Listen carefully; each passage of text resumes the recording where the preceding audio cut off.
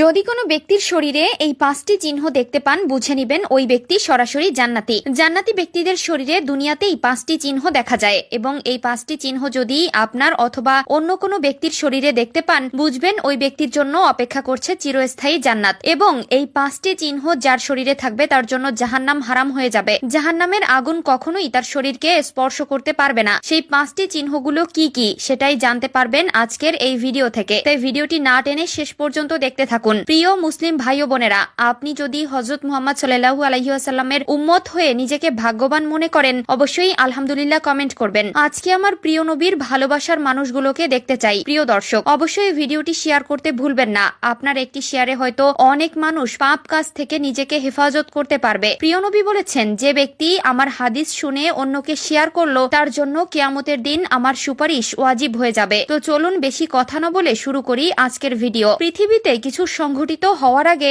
যেমন আমরা কোনো লক্ষণ দেখতে পাই, তেমনি ভাবে কোনো ভালো কিছু হওয়ার আগে ভালো লক্ষণ দেখা যায়। তাই জান্নাতি ব্যক্তিদের মৃত্যুর আগে শরীরে 5টি চিহ্ন বা লক্ষণ ফুটে উঠবে, যা দেখলে বুঝতে হবে ব্যক্তিটি জান্নাতি। জান্নাতি ব্যক্তির প্রথমে যে চিহ্নটি প্রকাশ পায় তা হলো মৃত্যুর আগে মুখে হাসি থাকা। জান্নাতি ব্যক্তির মৃত্যু সহজ হয়, যার ফলে মৃত্যুর আগে জান্নাতি ব্যক্তির মুখমণ্ডলে প্রশান্তি ও উজ্জ্বলতা দেখা যায়, আর এটি তার আল্লাহর সন্তুষ্টি অর্জনের প্রতীক। আল্লাহ তাআলা কোরআনের মধ্যে বলেছেন, যারা ঈমান এনেছে এবং সৎ কাজ করেছে তাদের জন্য রয়েছে জান্নাতের সুসংবাদ। দ্বিতীয় যে চিহ্নটি প্রকাশ পায় সেটি হলো মৃত্যুর আগে আল্লাহ তাআলার নাম নিয়ে মৃত্যুবরণ করে এবং মৃত্যুর সময় কালিমায়ে শাহাদাত পাঠ করে। মৃত্যুর আগে কালিমা পাঠ করা এটি জান্নাতে যাওয়ার সবথেকে বড় নিদর্শন। মানুষ মরণশীল, যার জীবন আছে তাকে মরতে হবে। আল্লাহ তাআলা বলেন, প্রত্যেক প্রাণীকেই মৃত্যুর স্বাদ গ্রহণ করতে হবে। যে ব্যক্তি মৃত্যুর সময় কালিমা পড়ে ইন্তেকাল করবে তার জন্য জান্নাত সুনিশ্চিত। এ কারণে রাসূলুল্লাহ সাল্লাল্লাহু আলাইহি ওয়াসাল্লাম মৃত্যু পথযাত্রীকে তাওহীদের কালিমার তালকিন দেওয়ার জন্য বলেছেন। হযরত আবু হুরায়রা রাদিয়াল্লাহু তাআলা আনহু হতে বর্ণিত, তিনি বলেন, রাসূলুল্লাহ সাল্লাল্লাহু আলাইহি ওয়াসাল্লাম বলেছেন, তোমরা তোমাদের মৃত্যু পথযাত্রীকে লা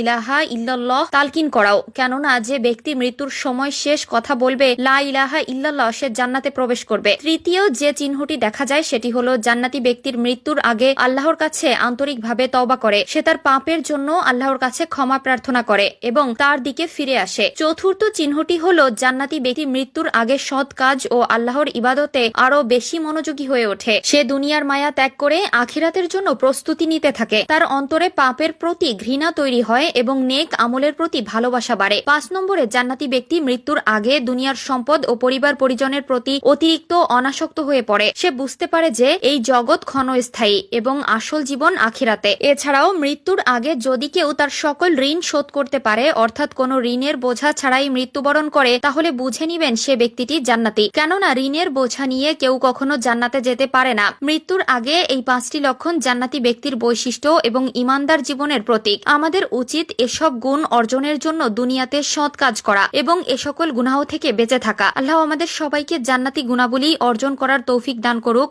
আমিন।